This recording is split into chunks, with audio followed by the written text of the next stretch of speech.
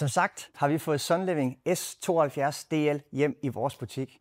Og den her video omhandler en gennemgang af vores kampagnemodel, som vi har fået hjem. Først og fremmest så vil jeg starte herudefra af, og så hopper vi ind i den bagefter og gennemgår hele videoen der. Men her under motorhjelmen, der ligger en Ford. Det er en 165 hestes. Den har automatgear. Den har alt i sikkerhedsudstyr. Parkeringssensor for. Den har parkeringssensor bagved. Den har fået bakkamera. Den har adaptiv fartpilot. Kørebaneassist og you name it. Altså hele sikkerhedspakken har den. Hvis vi fortsætter rundt om her, så har den også fået den sorte markise. Lidt frækt i designet til den sorte kofanger, der kommer henad her. Hvis vi fortsætter henad, så kommer toilettet. Har vi herinde, hvor vi har kasset. Vi har en dobbelt garageport, og med dobbelt garageport, der mener jeg, at vi har dør her i siden, og vi har dør om på den anden side. Stor opbevaringsplads hele vejen hen, hvor der er lavet nogle forskellige små opbevaringsrum til de forskellige ting, man kan have igennem.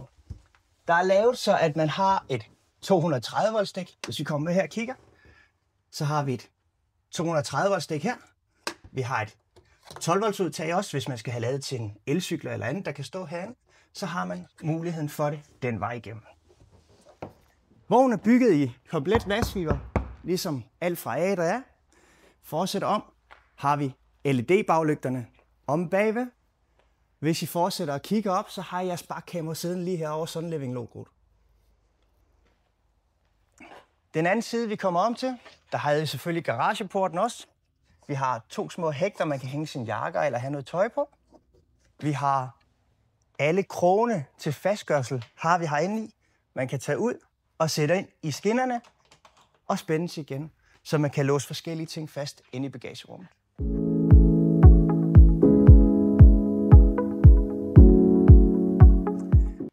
Vognen er også udstyret med monokontrol og gasfilter. Det vil sige, at det er lovligt at køre med gassen tændt. Der er plads til 2 gasflasker herinde, og monokontrollen sidder lige herinde i gasrummet, hvor vi har gasfilteret til at sidde her. Udluftning fra varmen fra vores Troma kombifyr 6E. Velkommen indenfor i vores Sunliving. Nu tager jeg dig med og viser dig en tur rundt herinde. Vi kan starte heroppe i førerhuset. Autocamperen er bygget på en Ford og havde som sagt en 165 hestes med automatgear. Den har en rigtig fed LED-skærm, hvor der er mulighed for trådløs Apple CarPlay. Og det betyder, at du kan streame direkte fra din telefon og smide den op, og det vil sige, at du kan styre din navigation fra telefonen af. Vognen har 2 førerstole, og måden det virker på, at man kan dreje rundt, jeg flytter lige her, så jeg kan se med, det er, at der sidder et lille håndtag, man tager og vipper på, og det gør, at man egentlig kan dreje stolen. Så når man sidder her og skal have vendt den rundt, så tager man og løfter ud og drejer rundt, og skal lige have et hak til, og så kommer den over. Så har vi egentlig vendt os rundt, og så kan vi tage bordet ud, og så har vi det, der hedder et side-by-side, hvor vi kan sidde og hygge med børn eller børnebørn eller et godt vennepar. Man kan sidde og spille kort eller andet. I og med, at der kun er 2 førerstole, så skal man have muligheden for at have 4 selepladser heri. Og hvordan laver vi det? Det vil jeg vise jer nu.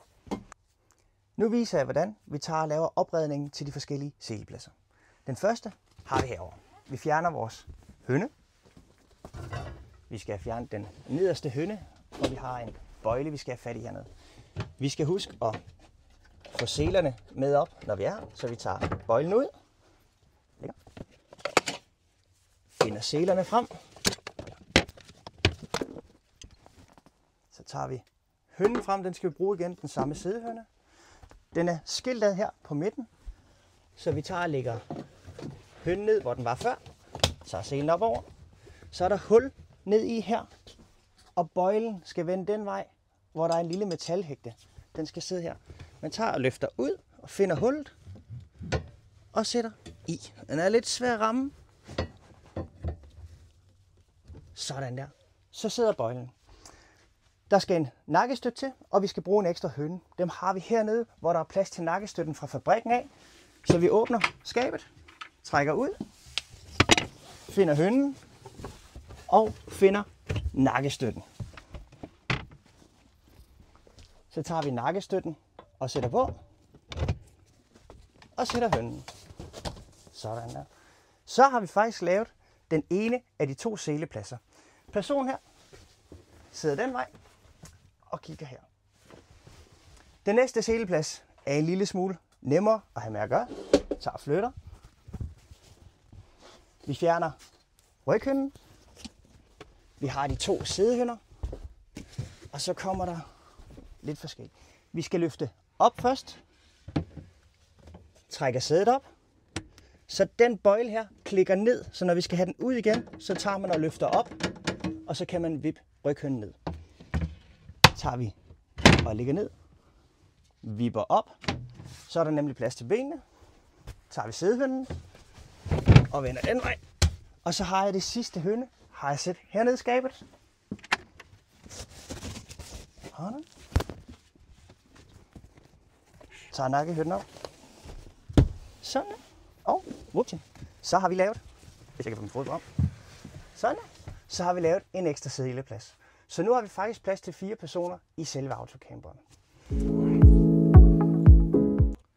Hvor skal vi have alle sammen til at sove henne? Jamen i kampagneudgaven er det lavet så smart, så vi har fået en seng, der er op under loftet. Det virker ved, at man skal have klikket de hægter ud, der er her. De skal klikkes ud. Der sidder en her, en herovre, og så sidder der 2 heromme bagved. Men når de 2 er kommet ud, jamen så tager vi egentlig bare og trækker ned. Lyset tænder, og så har vi en suveræn dobbeltseng, der er heroppe. Nedenunder her, der har vi stigen, som bliver hægtet fast i kanten her og der. Stigen kommer ned, og så er der plads til, at børnebørnene kan kravle op, eller en voksen. Den kan klare op til 200 kg, så det skulle ikke være det store problem. Der er 2 sikkerhedsnet. Et sikkerhedsnet her, og et omme bagved, som lige bliver brugt i de samme hægter og klikket fast. Så der har vi 2 ekstra sovepladser, når det er, vi skal have nogen med på tur. Kør den op igen. Whoopty. Den kan godt holde sig op. Selvfølgelig under kørsel skal den være klikket fast lige meget hvad. De sidste sovepladser vi har, jamen dem har vi nede bagved, hvor vi har de 2 enkeltseng, som så kan laves om til en stor dobbeltseng, hvor vi har et udtræk. Det fortæller jeg om og viser jer nu.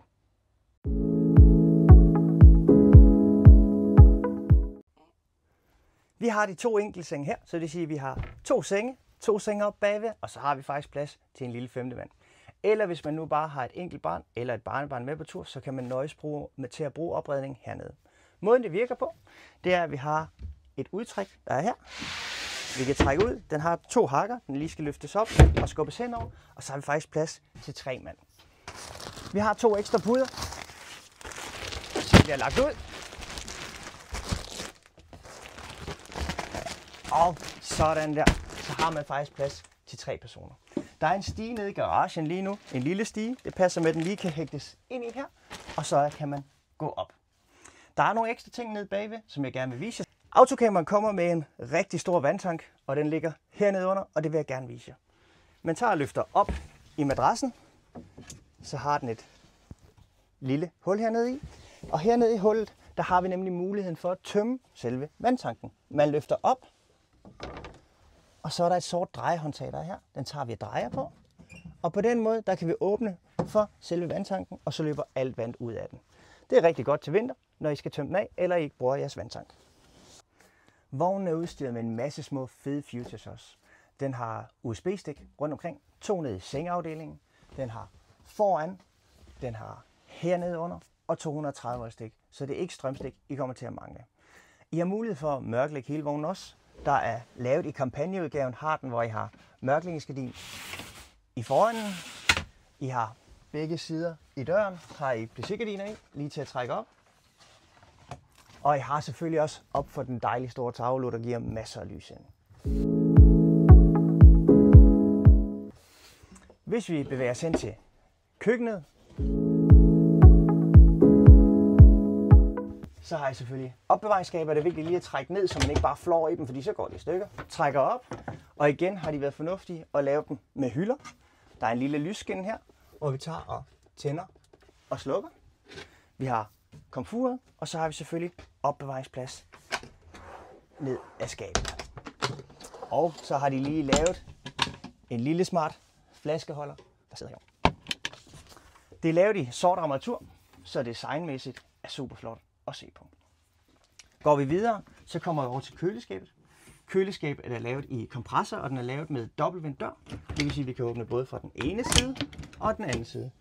Det er en rigtig god funktion, i og med at der er lidt trængt her, når vi skal op til sengeafdelingen. Så er der nogen, der er her, kan anden person stadigvæk godt komme ind i køleskabet, så vi kan både have det fra den ene side og den anden side. Hvis vi tager og bevæger os ind i selve badeværelset herinde, så er den lavet, hvor vi har både et toilet, og vi har lavet, hvor der er et brusesystem. Det virker ved, at man tager og drejer rundt, og nu forsvinder jeg. Tager og drejer rundt, og så er det egentlig lavet, så at man kan tage et decideret brusebad herinde i. Håndvasken virker ved, at vi klapper ned og lige folder ud, og så er der egentlig åbnet for vandet. Skal I lige have taget hår, så er der lavet, så der er et 230 volt stik oppe i toppen, og ellers er der godt med opbevaringsplads til jer.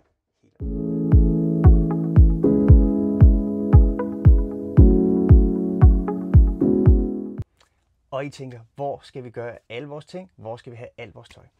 Jamen, I har 3 skabe heroppe bagved, og jeg synes heldigvis, at de har været så kloge dengang, at de har taget og lavet hylder i. Gør opbevaringspladsen en lille smule nemmere. Der er lavet nogle små hemmelige rum også. Vi har et hernede under med plads til opbevaring. Vi har et, hvor børnebørnene ikke skal kunne komme ned, så man tager lige og vipper op og trækker op, og så har I alle snollerne til at ligge hernede, så får de ikke fat i det. Der er selvfølgelig også plads inde i siderne. Har vi opbevaringsplads, og vi har god opbevaringsplads herinde. Og så har vognen en indbygget spildevandstank. Den indbygget spildevandstank skal jo være frostsikret, så derfor er der lavet et lille system herinde i, så når I har varme på vognen, så herinde bagved, og det er ikke nemt at se, men herinde, der sidder her, der kan man skubbe op og skubbe ned. Når man skubber ned på den røde, jamen så varmer den spildevandstanken op, og det vil sige til vinter, jamen der tager I fra jeres kombifyr, når I har varme på, så kører den igennem selve spildevandet også, og sørger for at varme det op, så ikke det fryser til is. Når spildevandet er fyldt op, så skal det selvfølgelig tømmes af, og det er en automatisk aftømning, den har. For at tømme vand af selve spildevandstanken skal man oftest ind på en resteplads. Man tager og kører ind på restepladsen, og så har de nogle specielle steder, hvor man kan tømme spildevand af. Vi åbner døren, og der sidder en aftømningsknap, der er her. Den har en låsefunktion, hvor den står opad, så er spildevandet låst, og den bliver inde i selve autocamperen, og ellers trykker man ned på 1, og hvis I kan høre, så larmer den lidt, det gør, at den åbner for spildevandsafløbet, og alt spildevandet vil løbe ned. Sunliving har bygget deres autocamper med et varmesystem i, der hedder Troma Combi 6e, og det betyder, at du både kan køre på gas, og du kan køre på strøm. Den har fået lagt elektrisk gulvvarme i hele vejen hen, så det er ikke noget problem at tage den med til selve ydersæsonen. Alt lyspanel og vandsystem styrer vi herfra, og alt varmesystem styrer vi heroppe. Sådan en Sunliving S72 DL, den koster 849.900 som kampagnepris. Så skynd jer ud i butikken, kom og se den, og jeg glæder mig til at vise den frem for jer.